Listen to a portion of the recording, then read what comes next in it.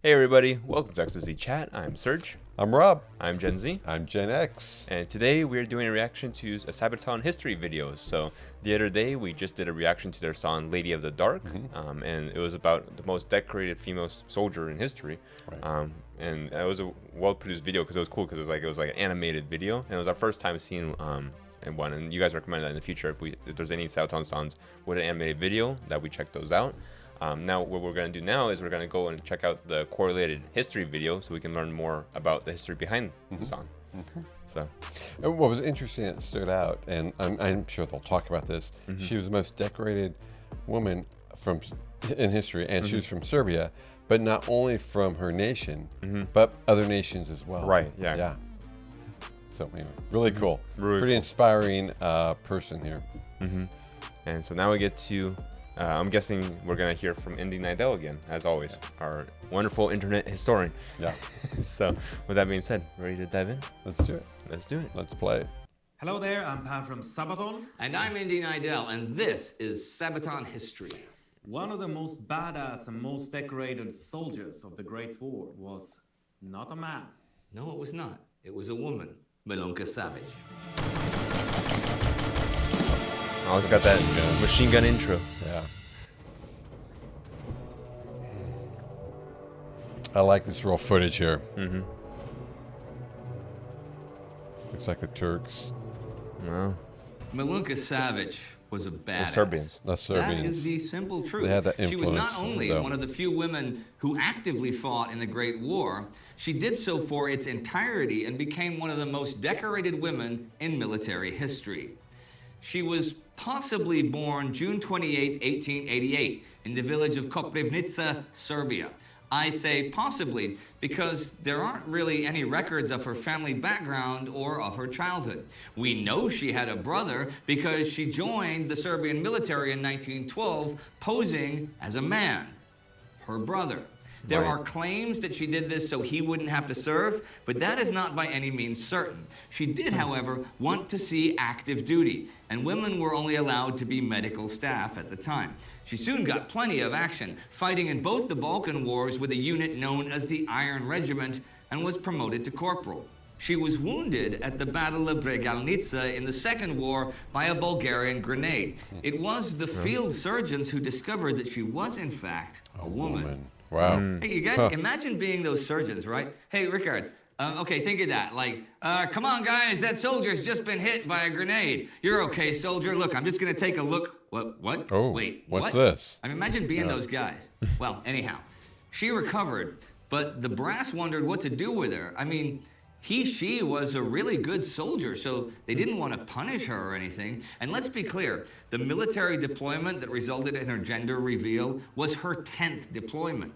They did offer her a transfer to nursing, which she refused.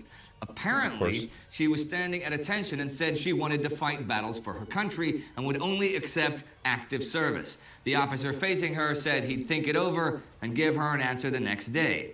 Still at attention, she supposedly said, "I will wait." He only made her wait for an hour before giving her the green light and another chance at fighting. And boy, did she take that chance, because the Great War broke out the next year, and Serbia found itself repeatedly invaded by hundreds of thousands of Austro-Hungarian imperial soldiers. In November and December 1914, the Battle of Kolubara was fought.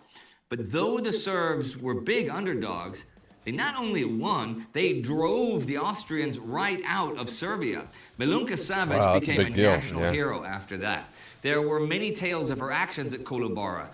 Serbia was at the heart of the start of the war because That's it was right. under the influence of Austria-Hungary, which had all these basically all these mini countries underneath them that they wanted full It was an control empire. over. Right. Yeah.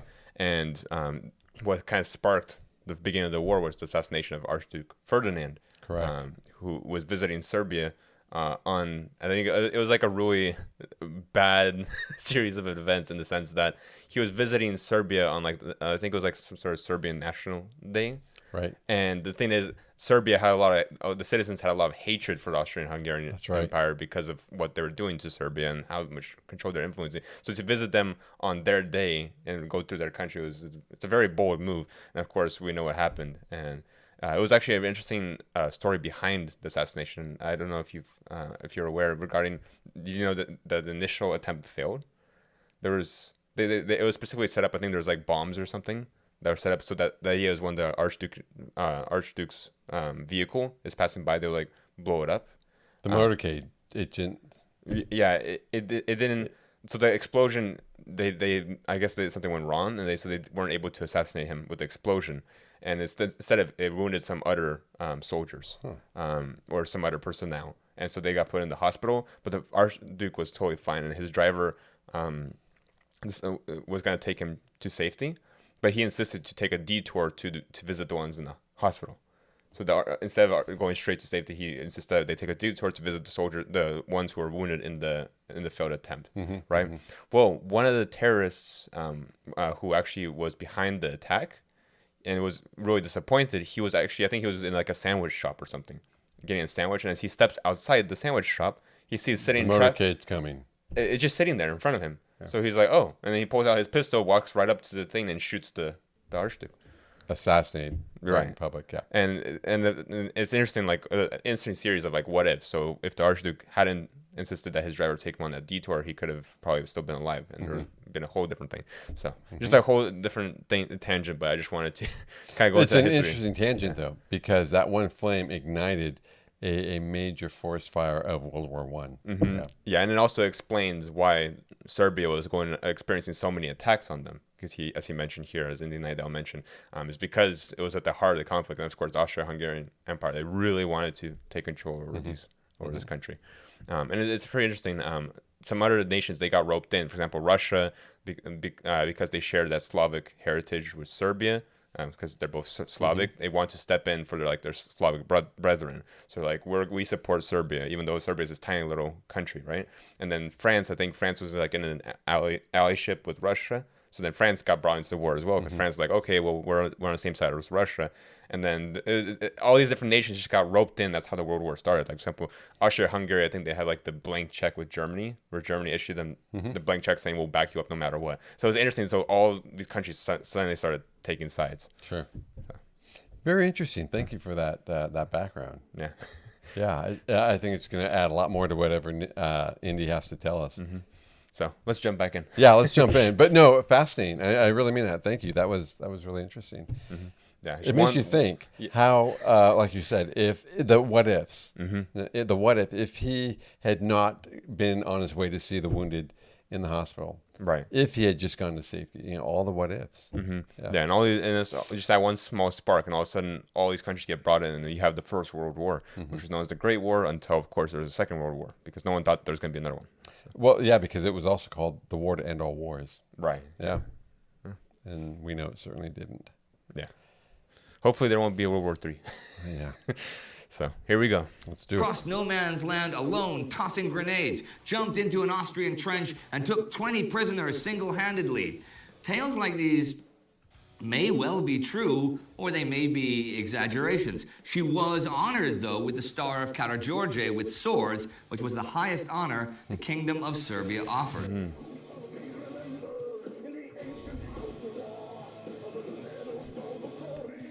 And that was shown in the animated video as well at the very end, when they were asking who should be awarded the highest medal that Serbia has to award. They said her name. Later on, after the Bulgarians had joined this war and Serbia was again under siege, she cleared out a Bulgarian trench and took 23 prisoners single-handedly, for which she was awarded a second such star. So there was obviously a whole lot of truth to the tales of her valor. That last happened at the Battle of Černa. And after that, the Serbian army retreated across the snowy mountains to the Albanian coast. And they only had like 100,000 troops left. They were evacuated by the British and French, and Malunka's unit then became a Serbian brigade in the French army. She was wounded in Tunisia and then fought on the Salonika or Macedonian front until 1918, becoming a non-commissioned officer. She was wounded a total of 9 times and was decorated time and again by a variety of nations, being awarded the Russian Order of Holy George for courage, the British Medal of the Order of St. Michael, winning the French Legion of Honor twice, and also being the only woman in the Great War to win France's Croix de Guerre. How good was she? Well, one of many exploits was when she was challenged by a French officer in Thessaloniki who couldn't believe a woman was so capable. He set up a bottle of 1880 cognac and said if she could shoot it from 40 meters, she could have the other 19 bottles in the case. It took her just one single shot. That story, though, was also told with it being the French officer refusing to believe she could throw grenades with great accuracy. So she took the bottle out on the first grenade. But with the amount of awards and honors she received, she is certainly one of the most decorated women in military history, if not the most decorated. A whole lot of the stuff people claim about her is very likely accurate. Even post-war, she continued to receive honors and awards, like the Serbian silver and gold medals for her service in the Balkan Wars. The French offered to give her a military pension if she would move to France and live there. She declined, though, and lived in Belgrade in what was Yugoslavia the rest of her life, except under occupation during World War II, in a neighborhood that is now named after her. Wow. As for civilian life, That's pretty neat. well, What an honor. she didn't have any school certificate, and she may have been illiterate. So she worked in a post office and was a janitor in a bank. She got married. She had a daughter. She got divorced. She eventually adopted 3 more daughters, but life really was on a downward trajectory. During World War II, she was put in a concentration camp for nearly a year after refusing to attend a banquet thrown by Milan Nedic, the collaborationist prime minister of Germany's puppet Serbian government. And even after that war, lived pretty much in poverty and obscurity. Well, until the half-century remembrances of the Great War in the 1960s, that is. She turned up at those wearing her medals. And she had more medals than anybody. And the other soldiers sure remembered who she was and talked all about her legends and her exploits, so she became famous once again in her late 70s. Wow, that's pretty neat, and it's interesting because in the animated video, I wasn't sure when they had that introduction where they're like gathering all those different high ranking. They're like, "Who are you?" I wasn't sure if that was done for like dramatic effect for the video to like have a setup that leads into the rest of the video, or if that was actually an event that happened. It sounds like that actually Sound like an event. Yeah, it sounds like really it happened multiple times where she would go and visit these places, and she would have all those medals that would outshine anyone else. Yeah, she had more medals than any of them. Yeah. And I think it's really cool that they paid a respect to her and the homage to actually name the neighborhood after her eventually, when they did. Yeah. Yeah, I think that's really cool. And also I like how, like you said, how they show like actual photos, because here we actually get to see the medals. It's a really cool shot. So yeah. And talked all about her legends and her exploits, so she became famous once again in her late 70s. She died at, possibly, the age of 85, October 5th, 1973, in Belgrade. Hers is a unique story anyway. Oh, it's interesting that he just mentioned it's 80 at the age of 85, because when I did a quick Google search, I think it said she died at around age 81. So. Okay. You look at it.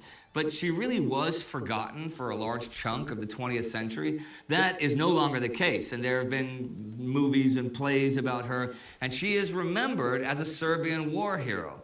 Well, there's also a good song about her now. Sabaton song. This is it. Lady of the Dark. Yeah.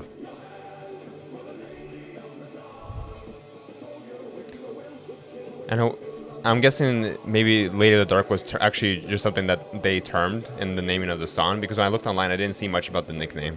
Oh, certainly then, yeah, term from Sabaton. I like their video they did with the song. Yeah. Oh, Pirate, I was thinking, what was I going to ask you about this song? And it was going to be about women in wartime, which is the obvious thing. But you have written stuff about other stuff about women fighting in wars, right? The pilots, remember? Yes, obviously we have the Night Witches. Witches, which is also the Oh, name there. of the basically Sabaton ladies fan club. Ladies, I like it as ladies. Yeah, now they are ladies. Because we're all gentle folk here. Yeah. And we did 2 episodes about night witches. Yes. But that was a different war. That's a different war. That's true. Now we're in World War I, and we're looking for people that were extraordinary, and among all of them, I discovered the story about Miluka. It is a fantastic story. And Absolutely imagine extraordinary. you don't think about it. You think, oh well, she fought well and she won all these awards and stuff. But how would you go about winning? You have to be way, way better than your contemporaries. But there are other, Great War stories. There's like the Russian Women's Battalion of Death, which would not be a bad band name if you had a band name that, especially if it was like a folk band. Like a nice folk band. But what about, okay, just for a second, let's stop talking about women during the war. Maybe it's something you don't want to talk about. What about women in metal? What about women in hard rock and metal and stuff? Yeah, this is often a topic that comes to us, and we often discuss it. Sometimes it's like a little bit of a controversy, and some people want like, I don't want too many bands with girls, and some people want it. And it is a male-dominated industry. Yes, and we've always had a stance that anybody who is great is great. Yeah, and it doesn't matter who we are. And there are a lot of good female ladies in heavy metal that stand out really good. And we just had the Sabaton Open Air as we are filming this. Right. And we had several band members, several bands who were ladies. Like who did you have here this year? Well, Amaranth, Burning Witches, and there was also Metalite, and we had a bunch of them. But I want to carry along with the Sabaton Open Air Festival. I don't know if everybody out there knows, but you guys, we're filming this, in your compound in Falun, in Sweden, where you guys grew up. Yeah. Yeah.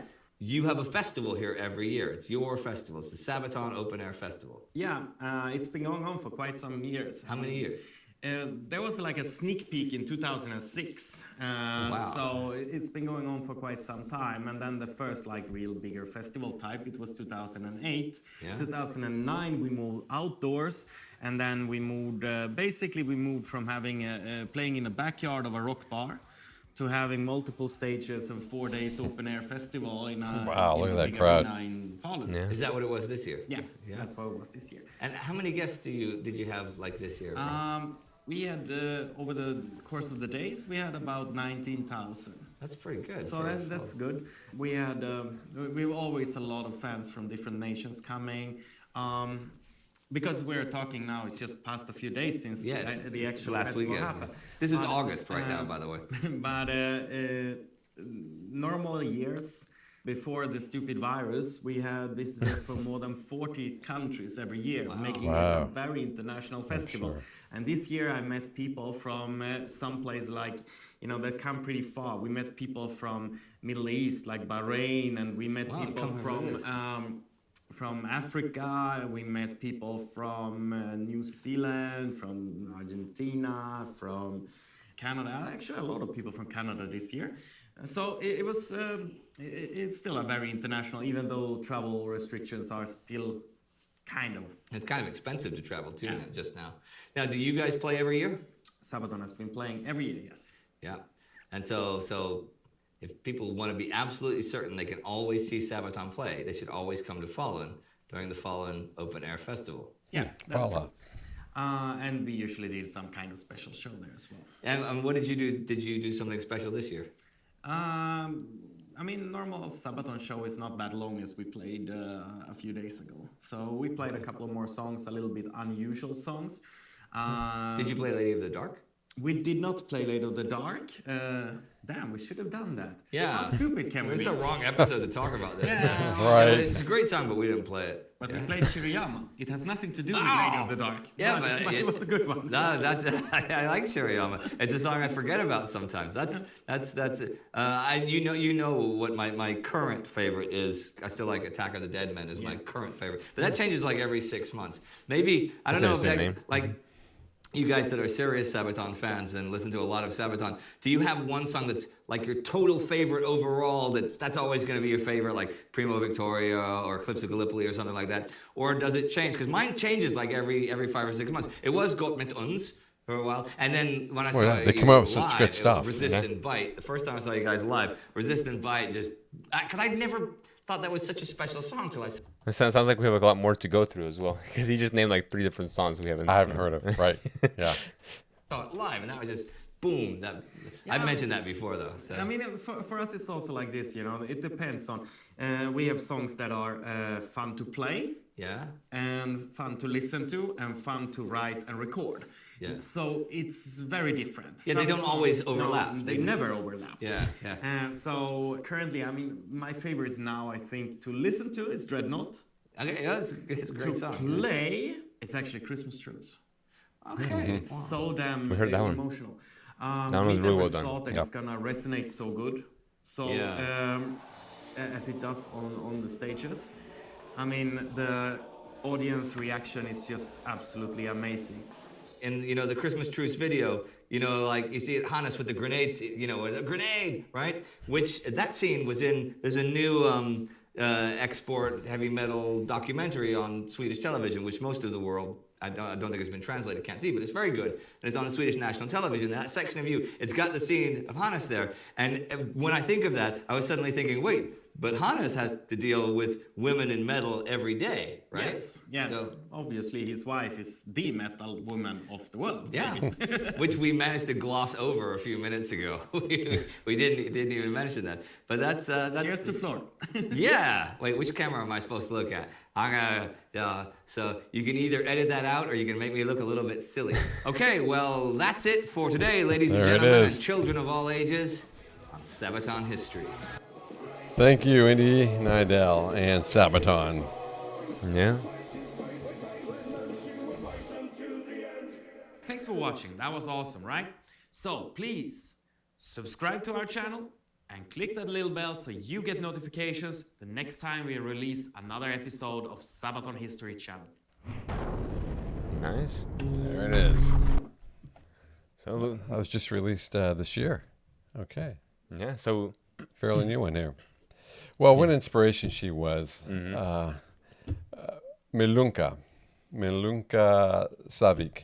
yeah, Yeah, you got the pronunciation right, I think. I did. Okay, At least- at good. least close enough. Close enough. Yeah, we got a nice and this one was a nice, short and sweet and simple to the point history video. Yeah, well, you know, it's interesting, the history video. I think the first half was great, talking about her. The 2nd half was a lot about the band and the, you know, tour and everything. I want to learn more about her. So what I'm going to do is I'm going to do a little research just out of curiosity. Do a little bit of googling. Yeah, a little bit of Googling, yeah. Because what an inspiration she was. And then for all the men to say at the time, she's the one who deserves a medal. She's the one who took us through this particular battle, and she's the one who inspired us, and we took the charge and we won this battle. What a truly inspirational person. Yeah, and I think there's some interesting stories to be read online about what she went through, because there's some details here that were like quickly glossed over. For example, the fact that she was in a concentration camp for a year. Yeah, that stood out to me too. Yeah, and then also the fact that after the war, she actually lived in poverty for a while, until Complete obscurity. yeah, in complete obscurity until later she started getting her recognition back by visiting these different events. Yeah. And it's interesting that it seemed like such an arbitrary reason to have her thrown into concentration camp as well, just because she didn't attend some sort of conference, which it sounds like it was kind of like a display of Protest and opposition to the puppet dictator. Exactly, because the country was basically being like puppeteered by, kind of like what happened with France, what Germany did to France during World War II, where they took it over and they set up like a puppet government to like maintain control that later had to be fought back. Yeah. So, and of course, France had plenty of French resistance fighters who were trying to go against it, and so even though just her by saying she's not going to attend this meeting was enough for them to throw her. Yeah. Well, and I think she was probably considered a danger because she was a heroine. She was respected. She was an inspiration. Yep. I think for her, it obviously scared that particular government. They put her in a concentration camp. But she could have really rallied a huge resistance, probably just by who she was, because of what she did, her bravery, her courage, how she was so valiant. Yeah, all those stories that like the tales of like her courage on the front lines, basically kind of turned her into like a cultural icon. It sounds like, and so that's why they wanted to have her attend this that conference as a display to show that like, oh, these guys. If she supports me, Yeah. you should too. And it's Right. basically giving a vote of confidence for him. Mm-hmm. Yeah. Yeah. I think you're right. A cultural icon at the time. If people saw her supporting him, then they should too. Right. Yeah. And that's something Makes that sense. you see done a lot, even today, where you have certain people in like the media who want to get endorsements from someone else to try and basically, it's a form of like reputation building or gaining character. So rather than doing the work to define yourself, you try and piggyback off of someone else. So you try, you kind of have that like confirmation bias that because this person says I know what I'm doing, that means I know what I'm doing. Yeah. Well, I think you termed it well, endorsement. Yeah, you get someone else who is well respected, well liked, and if they endorse you, then you've got to be pretty good too. You know, and it's a lot easier to get people to follow you. Right, and something that really surprised me is she's such a. It seems like she's such an important figure in history, right? And with her accomplishments that put her like at the very top in terms of military history. I'm surprised with how little information there is about her family, because Indy basically told us that there's like almost no documentation that surrounds her family, and not to mention her brother as well. We don't know what happened with him. So. Yeah, and it sounded like they didn't even know for sure if that's why she went into the service. Right. It seemed like that was the reason, but they didn't even have all the factual information or data to substantiate that. But inferred pretty greatly that's why she did it. Yeah, I wonder if there was ever any interviews done with her, because I think that would have been a great opportunity to kind of ask her about her family life and background. And we should look at and try to find something. But I'm sure if there had been, they would have found it. They would have, it would have been mentioned here. So, but with that being said, as always, we enjoy not only listening to music by Sabaton, but also learning the history behind the music. And so today, this was completely new for me, and I'm guessing for you as well. Absolutely. Learning about her story, and I'm looking forward to learning even more stories from Sabaton. Absolutely. Great group. With that being said, we hope you guys enjoy watching this with us. Make sure you like, comment, and subscribe, and hit the notification bell icon to stay up to date on future videos. Tune in. You will see us soon. All right, guys. Take care.